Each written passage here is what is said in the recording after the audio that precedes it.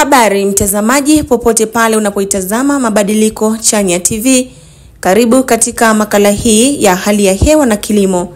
Tunakuletea habari zinazogusa hali ya hewa, kilimo na maisha yako. Mimi ni Khadija Omari Mazezele. Leo tuna habari njema na ya kihistoria. Katika mkutano wa nchi wanachama mkataba wa Umoja wa Mataifa kuhusu mabadiliko ya tabia nchi COP30 uliomalizika Novemba 21 mwaka huu nchini Brazil, Tanzania imepata ahadi ya kwanza dola za Marekani milioni 20 sawa na shilingi bilioni 48 za Kitanzania kutoka mfuko wa hasara na uharibifu kwa ajili ya kuimarisha kilimo.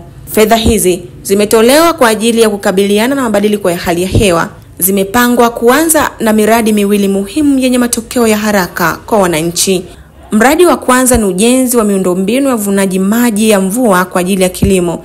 Hii inamaanisha kwamba Tanzania itawekeza kwenye mabwawa na visima vya kuhifadhi maji kumwezesha mkulima kulima hata wakati wa kiangazi.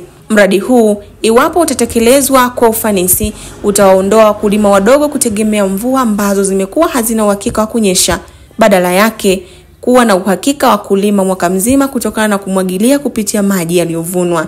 Mradi wa pili ni kuanzishwa kwa bima za kilimo zinazoendana na hali ya hewa kwa wakulima wadogo, na bima hii itakuwa kinga ya kipato chao iwapo hali ya hewa itaharibu mazao. Na katika kuhakikisha hilo, wajumbe wa mkutano wa COP30 wamesisitiza mifumo ya uwazi ili fedha ziwafikie walengwa, wakulima na jamii moja kwa moja.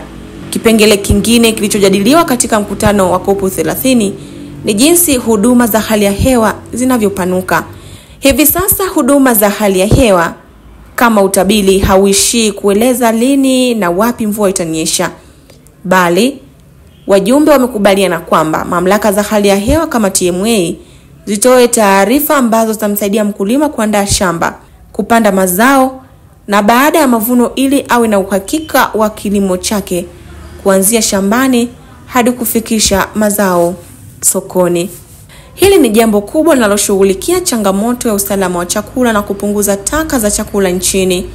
Pia ni uthibitisho kwamba Tanzania ipo mstari wa mbele kukabiliana na mabadiliko ya tabia nchi katika sekta ya kilimo. Lakini jambo muhimu kwetu kama Mabadiliko Chanya TV kufuatilia utekelezaji wake.